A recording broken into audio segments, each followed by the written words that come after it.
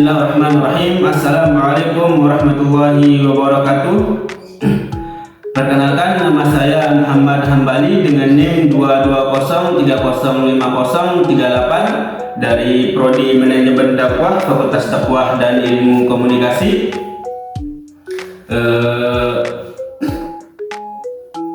Pada kesempatan kali ini saya akan membahas sedikit tentang perencanaan pusat studi dakwah.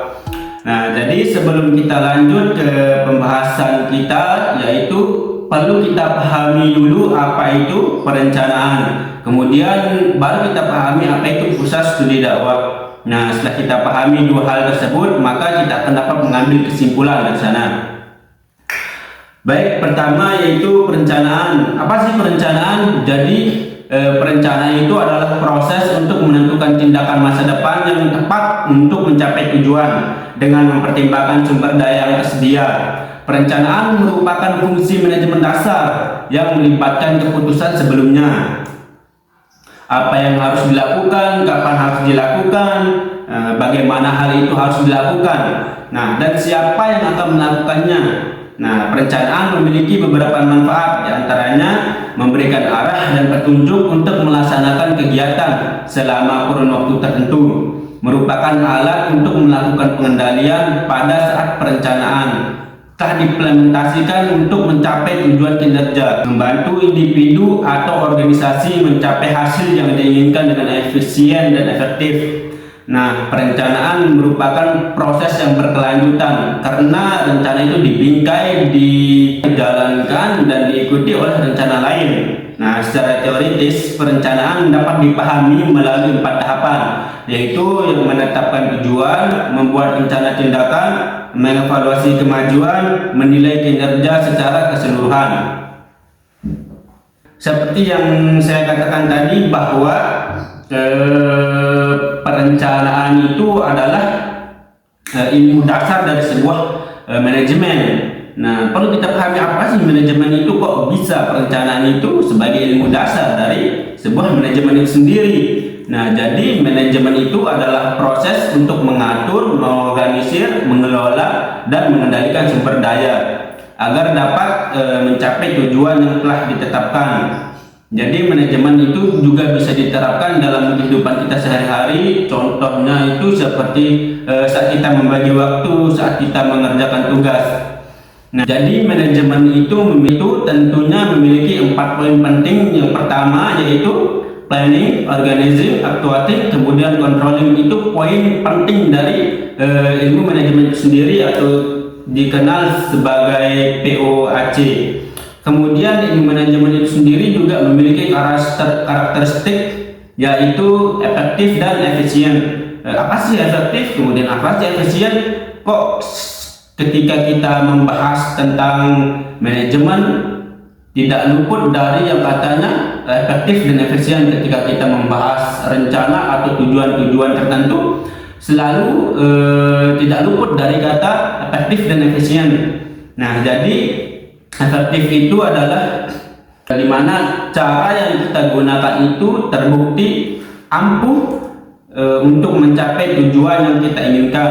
Kemudian efisien itu artinya cara yang kita gunakan itu dapat menghemat waktu, tenaga, sumber daya, dan terorganisir. Nah, kata manajemen berasal dari bahasa Prancis kuno yang berarti seni melaksanakan dan mengatur. Nah, namun ada dugaan lain bahwa istilah manajemen berasal dari bahasa Itali yaitu managere yang berarti mengendalikan, terutama dalam lingkup mengendalikan kuda. Ketika kita berbicara tentang perencanaan dan manajemen, kemudian pusat studi dakwah terkait tentang korelasinya itu, nanti kita dapat mengambil kesimpulan setelah kita mengetahui apa itu perencanaan, kemudian manajemen, kemudian apa itu pusat studi dakwah. Nah, berbicara tentang perencanaan itu bisa kita katakan perencanaan itu fleksibel sekali. karena perencanaan itu tergantung ruang lingkupnya sendiri. Nah, misalkan ketika kita berbicara tentang perencanaan dalam ruang lingkup dakwah, maka perencanaan itu memiliki 3 poin penting, yaitu analisis, kemudian penetapan target, kemudian yang ketiga yaitu penetapan strategi yang akan kita gunakan dalam dakwah sendiri. Nah, kemudian ketika kita berbicara tentang perencanaan dalam ruang lingkup pusat studi dakwah, maka ada 10 poin penting di dalam sebuah perencanaan pusat studi dakwah, yaitu yang pertama visi dan misi. Nah, di mana visi dan misi ini harus jelas. Menentukan visi dan misi yang jelas sebagai dasar untuk kegiatan pusat studi dakwah. Visi memberikan arah jangka panjang, sementara misi menjelaskan tujuan spesifik yang ingin dicapai. Kemudian yang kedua yaitu tujuan dan sasaran, mengidentifikasi tujuan jangka pendek dan jangka panjang yang konkret, sasaran yang smart, kemudian measurable, achievable, relevan, dan achievable, akan memudahkan evaluasi kemajuan. Nah, kemudian yang ketiga yaitu analisis kebutuhan, melakukan survei atau penelitian untuk memahami kebutuhan masyarakat terkait dakwah itu sendiri. Nah, ini membantu dalam merumuskan program yang relevan dan tepat sasaran. Nah, kemudian yang keempat yaitu sumber daya manusia, memastikan adanya tenaga pengajar dan peneliti yang kompeten serta berpengalaman di bidang dakwah itu sendiri. Pelatihan dan pengembangan yang profesional juga penting untuk meningkatkan kemampuan mereka. Nah, kemudian yang kelima yaitu kurikulum dan materi, yang dimana menyusun kurikulum yang komprehensif, relevan, dan sesuai dengan kebutuhan masyarakat. Materi yang digunakan harus berbasis pada sumber yang kredibel dan sesuai dengan konteks lokal. Nah, kemudian yang keenam yaitu metode dan strategi pengajaran, memilih metode pengajaran yang interaktif dan menarik, seperti diskusi, seminar, dan praktik langsung untuk meningkatkan pemahaman dan keterlibatan peserta. Kemudian yang ketujuh yaitu kerjasama dan jaringan.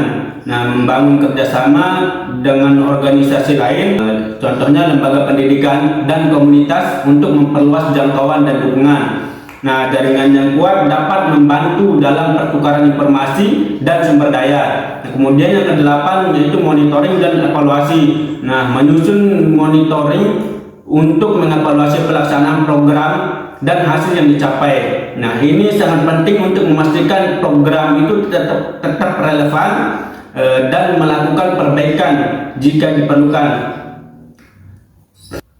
Nah, kemudian yang kesembilan yaitu sustainability, merencanakan keberlanjutan program dengan mengidentifikasi sumber pendanaan baik dari donasi, kerjasama, atau inisiatif lain misalkan. Nah, keberlanjutan itu sangat penting untuk memastikan dampak jangka panjang.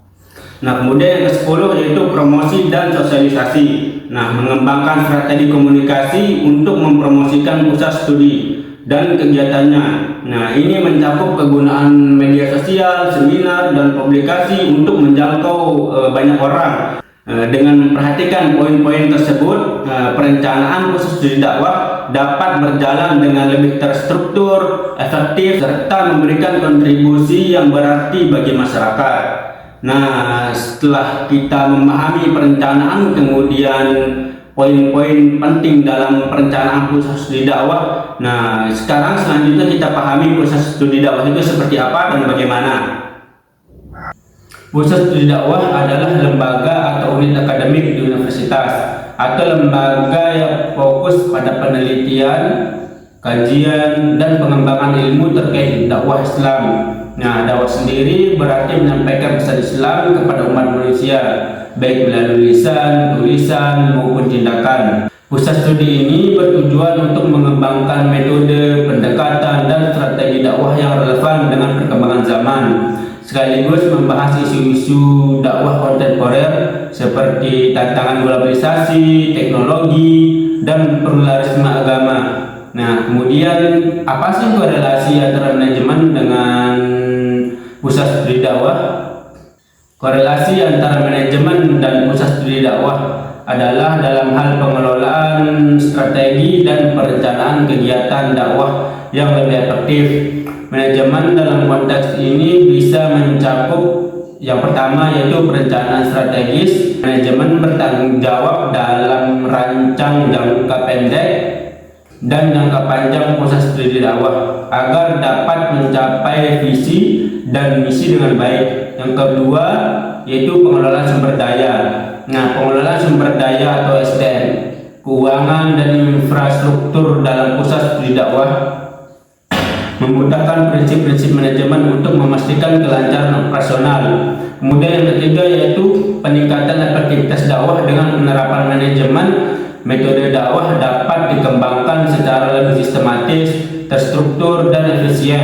Nah, ini mencakup penggunaan media, teknologi, serta pendekatan modern dalam menyampaikan pesan dakwah. Kemudian yang keempat yaitu evaluasi dan monitoring. Melalui prinsip manajemen, pusat studi dakwah bisa mengevaluasi kinerja dakwah mereka dan terus memperbaiki metode serta hasil yang dicapai. Nah, secara keseluruhan manajemen berperan dalam mendukung efektivitas dan efisiensi operasional dalam pusat studi dakwah serta memastikan bahwa misi dakwah itu dapat berjalan dengan terukur dan sesuai dengan kebutuhan masyarakat. Nah, itu adalah korelasi dari ilmu manajemen terhadap pusat studi dakwah. Sekian. Wassalamualaikum warahmatullahi wabarakatuh.